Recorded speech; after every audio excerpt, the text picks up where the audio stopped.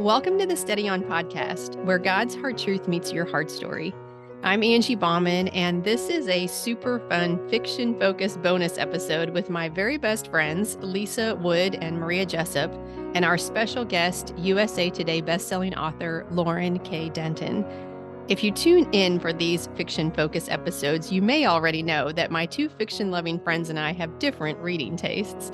Lisa loves a mystery. We tease her that she's not entirely happy with a novel unless someone gets killed. Maria loves a story that ties up nicely at the end, meaning everyone lives happily ever after. And I like true stories or something that teaches me about an event in history while it weaves its tale. But even with those differences, we all absolutely adored The One You're With by Lauren K. Denton. What I loved most about it was Lauren's commitment to allow her characters to process their feelings as they navigated a messy season of life. Life gets hard. Life brings surprises.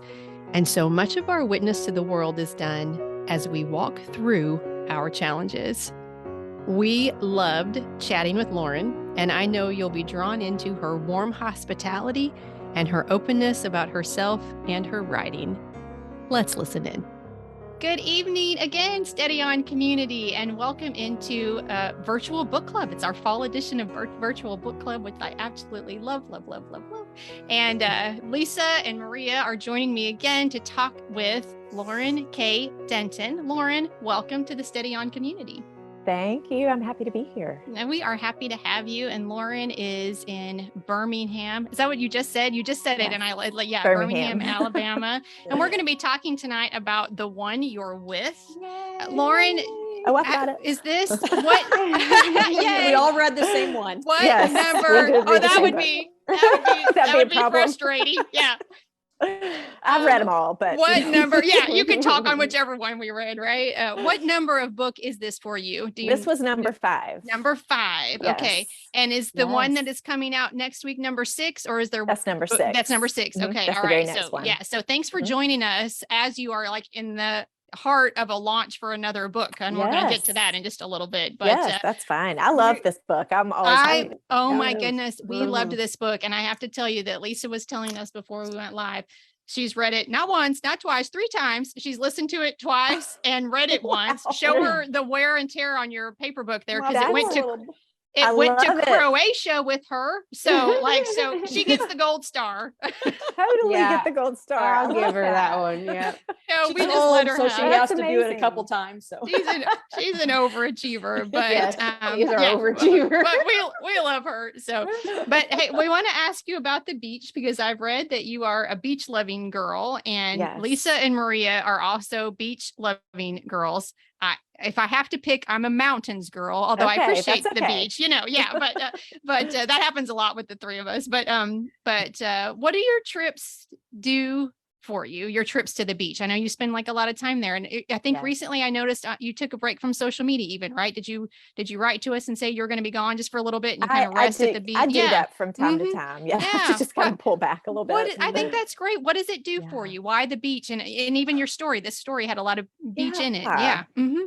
I've grown up going to pretty much the same stretch of beach my whole life. And I think there's something, just the practical, I'm not in my own house, so I don't have any of the chores. I don't have any of the responsibilities. My family has a place at the beach, so it's still our home, one of our homes, but it's very small. And, we don't bring all of our stuff. So it's just, I don't have as much to do. I can relax. But I think standing there on in the sand, looking at the water, it's the same water. It's always looked the same my entire life. And there's just something about the fact that it doesn't change no matter what's going on in my life. I can look out there and see that blue water and the sugar white sand. And I don't know, it just kind of gives me a different perspective. It's like the faithfulness, if you will, of the nature around that place. And it just slows my mind down. It takes a lot of the extraneous stresses out. And then when I'm writing my stories, I always choose the setting first. I always want to kind of place my stories in an area where I want my head to be for the 9-10 months, whatever it takes me to write the book. And I always want to be at the beach. So all of my books have some setting on the water, whether it's sometimes it's Mobile Bay, sometimes it's the Gulf. So yeah, I always try to put in part of the setting that is meaningful for me, hoping that it gives readers kind of a sense of that escape a little bit. It's a part of the way that you share a piece of yourself with us. I think maybe, so. right? Yeah. I can have feel readers that. everywhere who, who don't live in my area, who can't hop in the car and drive to the beach. So I try to give a little bit of that to people in the middle of Indiana or Illinois or, yes, we I don't appreciate, know, Montana, we Midwesterners appreciate, yes. Midwesterners appreciate that. It reminds me, Lisa, I don't know if you'll remember this, but what Lisa used to have a beach house. Where was your beach house? Mine? Mm-hmm. By Rosemary Beach, Seaside, that area. Yes. And I remember when you mm-hmm. were first going down there a lot, you were talking about how I think I would rather like live down here because it's like less stressful or something, but, and I hear that in what you're saying, where you're like, I go there and some of the things that are like always a part of my life aren't there. And so it feels more minimal, slower, life is slower. Yes. Yeah. I love that. And life feels fast a lot. So it's nice to slow down. And scattered and messy, which I have to say, that's part of what we really, really loved about your book. All three of us said that. Like, I loved the honesty of the mess. That all actors were they were in a little bit of a mess, and they were a little bit of a mess. Not everything wasn't a mess, but it felt, and we could relate so much with that complexity of this is good, but this is hard. And some days it feels like mostly it's good, but then the hard gets bigger. And I think that's real. That is just life. Real. It is. Yeah. When you go to the beach, do you ever go alone, or are you always with your people? Or with the last few years I've been going down with a couple of friends for a little writing escape. So I haven't been by myself in many years.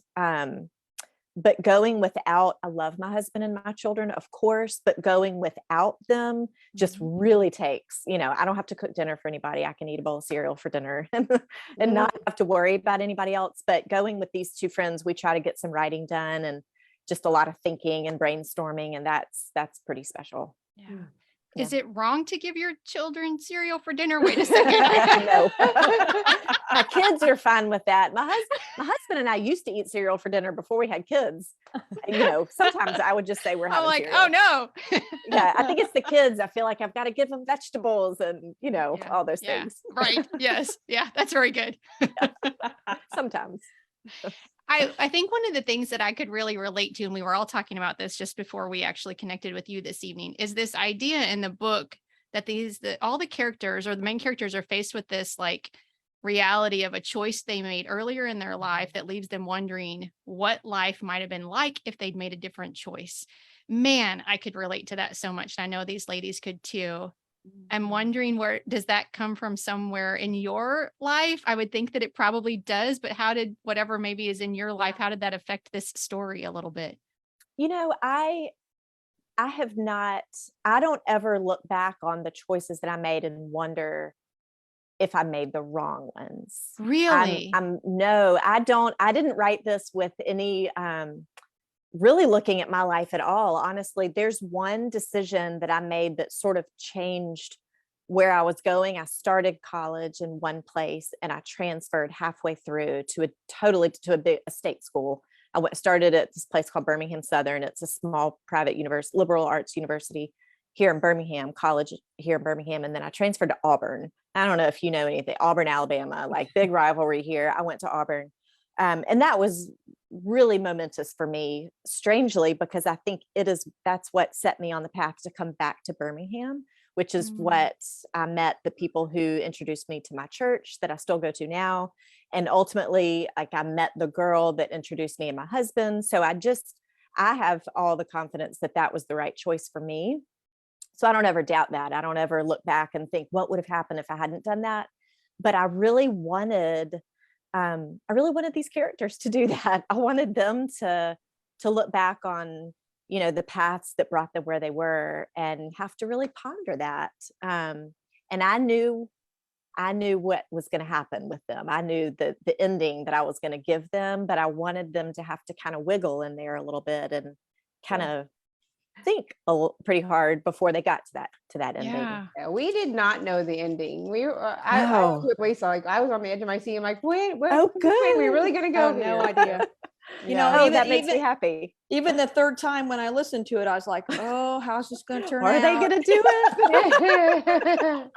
That's so funny. Oh, I'm glad you Yeah. didn't know what was Yeah. going to happen. Had no idea. Yeah. I think that's so great. And I'm still stuck on that. Like, I never wonder about my life because I think even though I know, like, I'm so blessed in my life, I have a good marriage, I have great kids, I have so many things are right in my life. When my life gets hard, I do romanticize the choices I didn't Sure. make. I'll Yeah. be very honest I about mean, that. I can see that. Yeah. Yeah. I Um, think that's so great. I mean, I think that's probably one of the reasons that, like, sometimes I crave peace that is mine to have, but I don't claim it because I wonder sure. that around. And I think I'm pretty hard on myself in that, like, well, if you'd have just done this, then this, kind of thing. Yeah. Yeah. Yeah. Yeah. I do think love that's a that- really common think so thing. too. Mhm. And I Yeah. can definitely, I know that my life would have, well, I mean, you get into the whole sovereignty of God thing. Like he's Yes. ordering, I'm where I am for a reason. Yes. But if you kind of look to the side of that, if I had made a different choice and stayed where I was and gone down it, I know my path would look different than how it does now. And this is clearly where I was. Right. supposed to go, Yeah. so. And I wouldn't, I always think about when I'm tempted to do that, I always think the big things in your life that mean the most to you would all be different if this were. And so that's not really what you want, right? Right, Because you don't want no. these things to go away or Right. change. But yeah. Yeah. I want to say hi to Letha. She says, I love Lauren's book. I listen on Hoopla. And good. so thanks for watching with Oh, us that's tonight, great. Letha. Thank Yeah, she's you. commenting. And anybody else that's watching, great. if you comment, we definitely want to give you a shout out. So Yes. you mentioned that you knew. Oh, go ahead, Lisa. Yeah, she said Yeah. she listens on Hoopla. Your narrator is Oh, exceptional. so good. I So good. listened she also. is so good. Oh Yes. my Devin gosh. O'Day. I get so many Oh, yeah. I don't get compliments. I get a lot of messages saying your Mhm. narrator is so Yeah, great. And she's she really fantastic. is. Yeah, I loved listening. Yeah, Yes. I listened also. Lisa listened twice, read once. She did both. I listened. Maria read. So we've got it all covered. Yeah, You've got it So covered. you said that you knew how the characters were going to end before you got there. Is that how you always write? Do you always write with the ending in mind? I do. Okay. I don't always know. Let's see. There was there was one book where I wasn't sure. My third novel, I was pretty far into the book before I realized what decision this woman was going to make. But for the most part, I have to know what that ending point is before I start writing, so I know which direction I'm headed in. There's a lot of authors who will just kind of start writing and see where they go. And I'm always really jealous of that because it just seems so free and just a fun way to write. But I think I'm a little too controlling for that. I think I need to know where I'm headed. If I don't, sometimes I know what that scene is going to look like. And I know that's exactly what I'm heading towards. And other times I'll just kind of have a sense of it.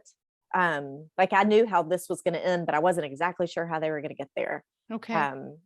So yeah, I'm a little bit of a plotter to the extent that I just need to know my end goal. Yeah. And I'm in a couple of writing groups. I don't write fiction, but I'm friends with people who write fiction. And sometimes they'll say something that's always so shocking to me, where they're like, I'm writing and my character did something that really surprised me, or my character did something I didn't like, or something like that. Do you ever experience it? Because I'm like, well, So aren't you funny. in charge? Yes. But sometimes it's almost like they're not. And I just, I know. I'll Mhm. hear authors say, my characters told me this, and I don't feel that way. I feel like Yeah. I'm definitely in control of my characters and the story and what happens. But what will happen is I'll think I'll know where I'm going. And as I'm writing a scene, it'll just kind of veer into something else.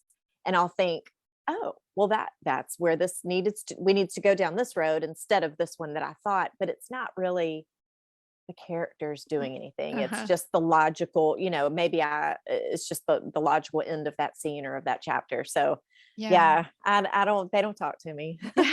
I tell them what to do. Right, good. I think that's very good. Very wise. Yeah. No.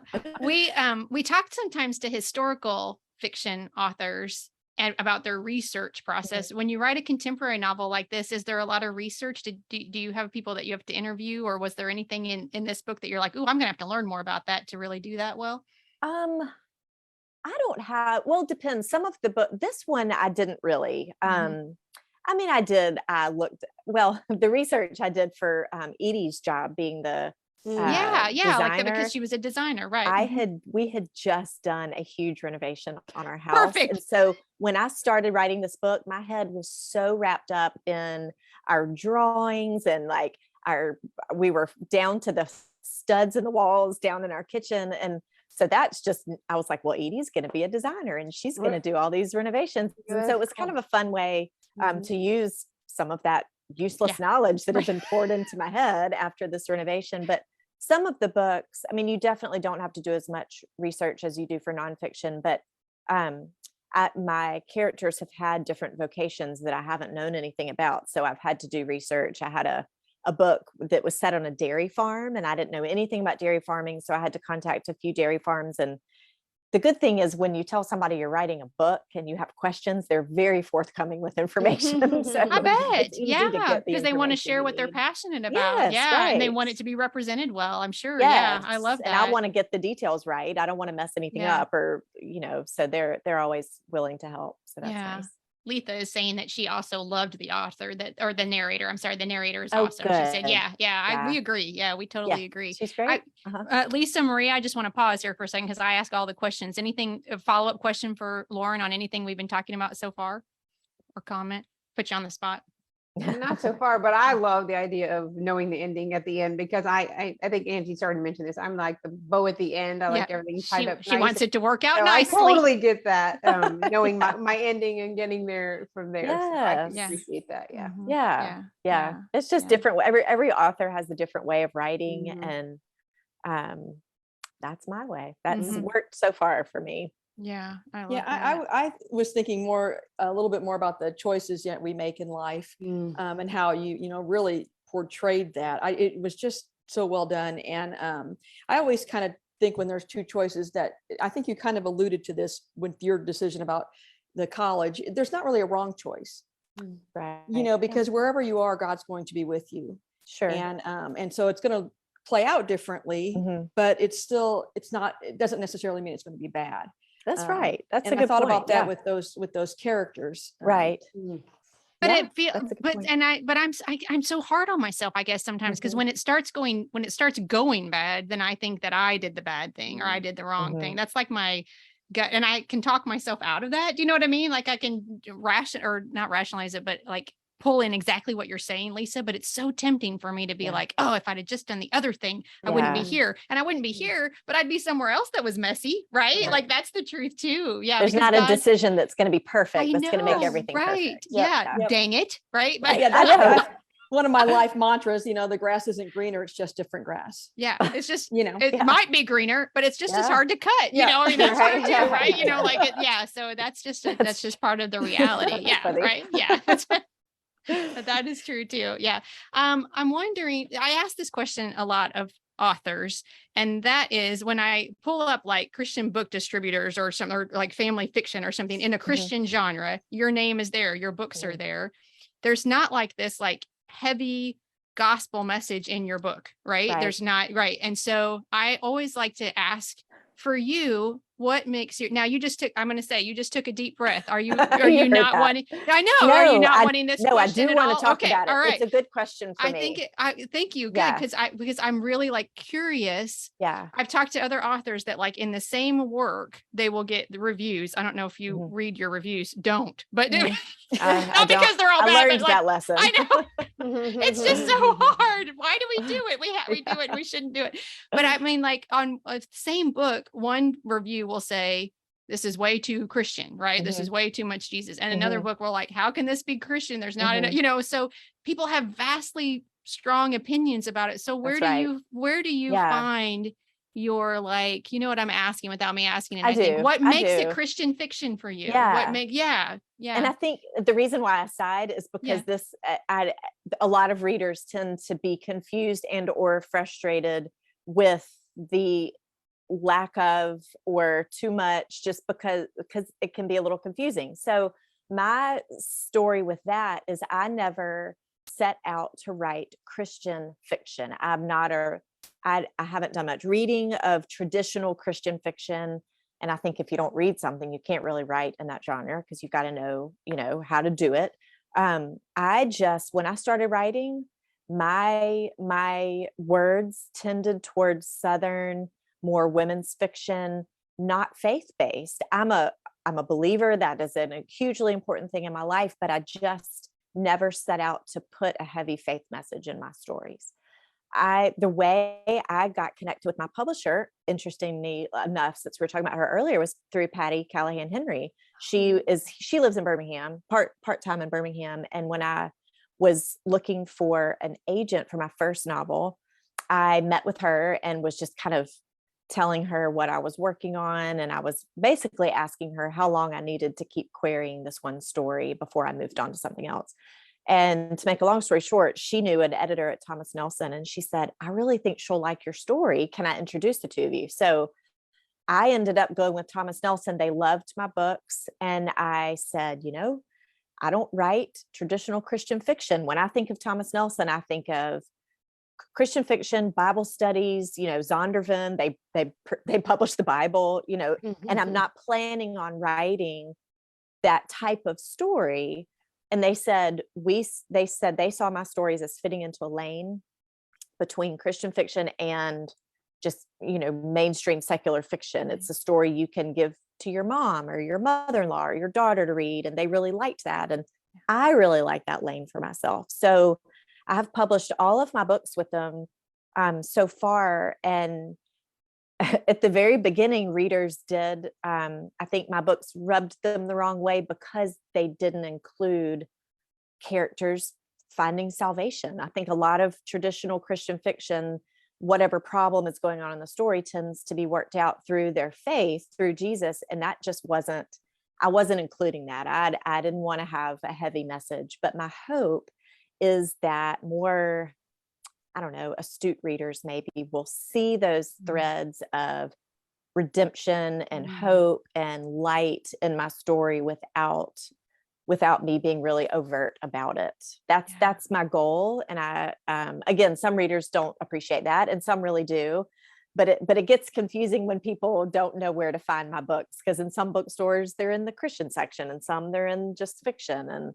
And, but that's okay. I've learned to work with that. We've read a lot. Yeah. We've read a lot of Christian fiction, and I think more and more, a lot of Christian fiction is more this lane, which it's starting to be that way. Yeah. Which right. I kind of appreciate because it's not so separate from what regular, I don't know the word, secular fiction is. Right. But I'll just tell you, as someone who has read, I'm a Bible teacher and I have read a lot of Christian, I saw Jesus all in this story. Oh, wow. You know what I mean? Yeah, like I just saw the people doing things, making decisions that were, it makes me emotional, but that were like, they were hard choices, but they were right choices as people who wanted to live their life with those values. And so I don't think it has to be a scene that sometimes, quite honestly, I think is very forced, sort of at the, the 80% in the book sort of place. And you got to have this scene where somebody, does it. Yeah, and it's like, that feels forced sometimes, but this didn't feel forced. This felt real. And, so that's just my 2 cents. I think Lisa wanted to add something about that. Did I see you? No, I just knew that we could find, it feels spiritual. That, I agree with Angie completely. The decisions that they made felt like they were made in faith. And they had faith because they had to make some decisions that required faith to live with those decisions. That's right. Yeah. I want to read something from Letha again. It says, when I read Lauren's books, I know I'll get a good storyline, a good message, and I think about God, and the characters seem to want to do what's right. A Southern hospitality feel. I just love it. When is the next book? Hey, we can talk about that. Lauren has a new book. I want to ask you about this coming out. Do I have it right on the 4th, October 4th? Is that launch day? A week from today. Will you give us just a little synopsis? What are you telling people about it? So I happen to have it right here. Of course you do. Yes. A Place to Land. So it is the story of 2 sisters, Violet and Trudy. They're in their 60s. They have lived together for 40 years. Violet is a bird watcher. And she and her sister, she's a bird watcher, like with the Audubon Society. She counts birds and records what, their activity. And she and her sister Trudy own an art shop in this little town called Sugar Bend, Alabama. It's on a river down near the coast. And Trudy she doesn't speak. She writes her words down on a pieces of paper.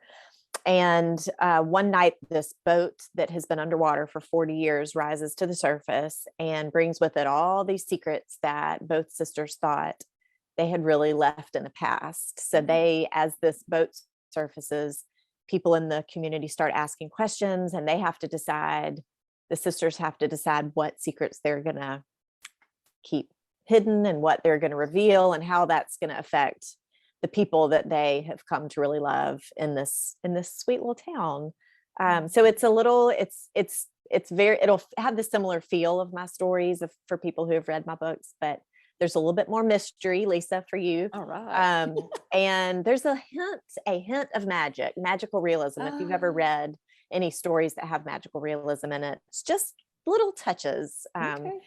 And I had wanted to add that into a story for a while, and this one seemed like a good one to play with. So it was. What does magical realism mean? I don't know. Okay, so it's nothing like Harry Potter, like total magic world. It is normal, regular life, but just with little magical elements that are taken as normal. Like one of my favorite magical realism authors, Southern fiction author that uses magical realism, Sarah Addison Allen. She has a tree in the backyard of this house that throws apples at people it doesn't like, and she can bake different feelings inside the cakes and pastries that she makes. So in my book, there are pelicans that show up. Pelicans are all over the coast, if y'all go there, and the pelicans sort of have little messages. That makes it sound really hokey. They show up at very poignant times in the story. And there's just little ways that the wind and different things that the sisters find have different meaning than they would in some of my other stories. So yeah, I'm intrigued. It was a lot of fun to play with. Yeah, I bet. It was a fun story. Yeah, I bet. I'm intrigued. That's great. When you said your faith is something that's really important to you, just as a woman, and I'm wondering, as you're writing either this book, the one you're with, or as you're writing in general, you feel that call on your life from the Lord, I think, right? Yes. Is there a verse of scripture? Yeah. That, or not maybe the favorite, but is there one that you go to often that's a favorite of yours? I'd love to know. I really don't have a particular verse that I connect with my writing. When I'm in the middle of a big writing project and I'm on deadline and I'm working really hard, I probably pray more than I ever do in my life. I basically pray my way through writing these stories. I really feel like God has given me this talent and this little lane, and my books fit into it. And I really think they affect readers, and I want to be faithful to that gift and that talent. But it is so hard to do. Writing books is so difficult. And so I'm constantly having to pray that God will give me, perseverance and strength to keep doing what I think that I should be doing, and to not listen to all the voices that, want to tell me nobody's going to read the story, or, you really have no idea what you're doing. This whole story is going to fall apart. It's just like a daily taking one step and hoping that bridge is going to be there with every step where I put my feet. A lot of times I read through the Psalms, but I think the Psalms are really good for all kinds of emotions and feelings. Yes. I just code it all in a lot of prayer. That's sometimes all I feel like I can do. Thank you for your honesty around that. I think whatever the Lord calls us to do, there's those moments that just become really difficult where we doubt ourselves and our own abilities. Yeah. I'm wondering, you're quite accomplished. I read, the list of like the awards and the accolades that you've received, and you have readers everywhere. And does it get any easier, or is there some point in every book that you think, this is a mess, I can't do this? Yes, to the second part. Every book, I feel like I've completely forgotten how to do this. So every time I start a new book, it is like relearning how to write a story. I mean, I know the basics of how to write a story, and I know what I want to do. And I have the confidence that I can do it because I've done it, now 6 times. But it always feels like I'm at the bottom of a mountain and I've got to get all the way to the top of Everest or something. And the middle is the hardest part for me. I think it is for a lot of authors. The beginning of the story, you've got all this energy and it's exciting and it's the new shiny story idea. And I know that end point. I know where I want to go, but it's just that whole middle part where things get really saggy and hard and enough stuff has to happen. And that's when I start thinking, what am I doing? I have no idea what I'm doing. That's the part I have to pray my way through. Yeah. Did you have a career before writing, or did you go to school to be, or have you always been a writer, or? No, I got a degree in psychology. Okay. I originally wanted to do some sort of either family counseling or school counseling, but when I finished, you can't do anything with a bachelor's degree in psychology. And when I graduated, I wasn't ready to go right back into school. So I ended up getting an internship at a company here in Birmingham that publishes Southern Living magazine. And when I was there, they had 6 or 7 magazines. I think they've all closed now except Southern Living. So during that, 10 years or so, 8 years, I was writing promotional copy for these magazines, but then sitting on my computer in my downtime and typing up story ideas that I had. But I didn't even think about being a writer of books until after college. I've always been a big reader, but I just didn't equate in my head that you could actually be a writer of books. I just thought they were a whole different group of people, like super people. Yeah. You are. Yeah. I don't think I am at all. You get to wear that cape. Yes. Oh, well, now that I know all those super writers probably felt like I do in the middle of a book, it makes me think they're a little more normal. I think that's good for people to hear. And thank you for allowing us to hear that. I think it helps us all with whatever we're called to do as well. Sure. We had on, it's been quite a while, Erin Bartels. I don't know if you know her, but I do. I'm from Michigan. Yeah. And she because she wrote like the synopsis on the back of the books, right, for a long time for where she was in. And she's kind of said the same thing where I was writing that condensed version of so many other people's books and how much that has helped her like keep so those early things we really do interesting. Those early things we do are so like, I think sometimes we can see how those choices maybe don't like add up, but when we look back we can see how actually that choice that we made actually is so important to what we're doing. That's a really good point. So, well, it's Erin's, not mine. Well, thank you to Erin. Oh, before we let you go, okay, I always ask this of all the guests because I love to share resources, and I want to give another shout out to Letha too. Thank you so much she says she can hardly wait for the new book. Oh, good. Thank you, Letha. But before I let you go, I love to share resources. So I'm wondering if you'll give us just a little piece into your life, what maybe is in your earbuds or on your nightstand. My guess is you're a reader. Most authors are readers. So what's keeping you interested right now?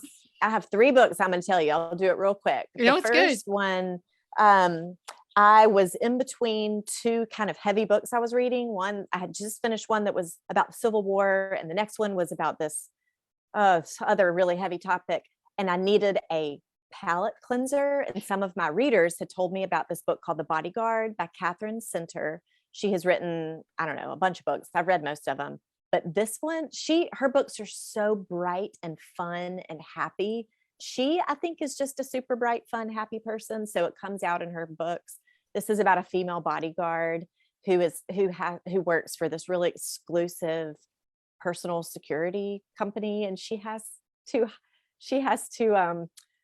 bodyguard. She has to, I don't know what's the word, like protect basically the sexiest movie star in America. Like she gets paired up with this man while he's having this whole big family thing happening, and it is just the most delightful. I laughed. I was worried I was gonna wake my husband up at night. I was like silent laughing.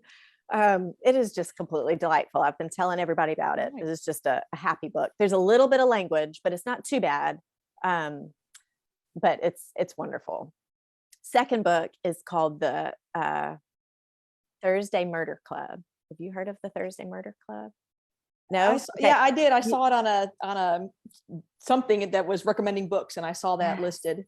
Okay, so it's the first in a series of 3. The third one's about to come out maybe this month or next month. It is about this group of senior citizens who live in a retirement community in England, and they get together once a week to discuss cold case murders and like figure out what happened. And then a situation happens very close to their community, and they jump in to figure it out. And it is another completely delightful story. I've read the first 2, and I cannot wait to get my hands on the third.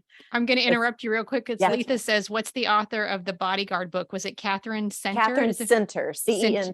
Center. There you go, Letha. Yes. Yeah, thank you. Yeah. Yeah. And the Thursday Murder Club is Richard Osman or Osman. It's Osman. Okay. Yeah, I'm going to have to check that out. Yeah, I'll put these things in the comments when we get done. Yeah. Yes. Okay. And then the third one is not bright and happy and fun, but it has been really helpful for me. It's called Prayer in the Night. Oh, here it is. Okay. This is what it's called. I've been recommending it to a lot of people.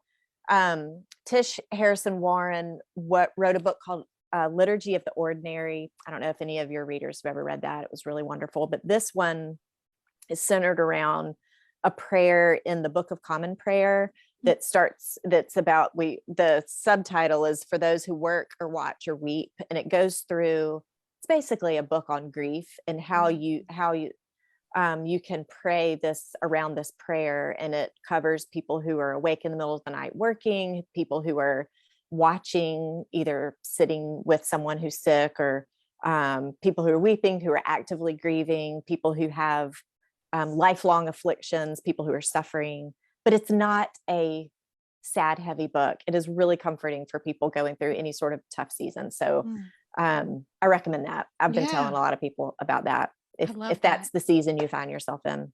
Yeah. And we do. Yeah. We all do. From time to time. Right. Yeah. So that one's really good. Thank you for sharing those things with us. And this time has gone by so fast. This was so fun. Yeah, I know, it was so fun. Thank you so much for joining us. I just want to remind everyone that Lauren can be found at laurenkdenton.com.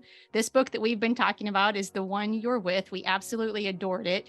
We didn't talk too specifically about it because here's the thing we've learned. It's so easy to give away the spoilers, and we try to stay so far away from them because we do, right? It's hard. Yeah, it is hard. So it's The One You're With. I think we did a good job. Thank you. And the new one is A Place to Land, and that comes out on October the 4th. And you can find, I will put all those things for those who are listening to the podcast. I'll put all those things in the show notes so that you can find and follow and connect with Lauren. And again, Lisa and Maria, thank you always for doing this with us. Thank you for Letha. We were so glad you were here, and others who were watching. Yes. And yeah, we will sign off. And Lauren, again, just thank you so much for your time. Yes, really I loved being here. Yeah, this was great. Loved it. Until next time, peace. Thank you, Lisa and Maria, for hanging out with me again for this author chat. And thank you, Lauren, for giving us the gift of your time. We appreciate your work, and even more than that, we appreciate your willingness to share pieces of your heart as you share your stories with the world. Lauren's books are available wherever books are sold. The one we were talking about in this episode is The One You're With, and her most recent book is called A Place to Land. You'll find her website and all the places to find and follow her in today's show notes. If you haven't yet, I'd be so grateful if you would follow the podcast on whatever directory you're using to listen. It only takes a second, and it guarantees you'll see new episodes, including these fiction-focused bonus episodes, as soon as they drop. Thank you so much for listening. I pray wherever your day takes you, you're walking in the confident knowledge that you are a beloved, cherished child of God. Peace.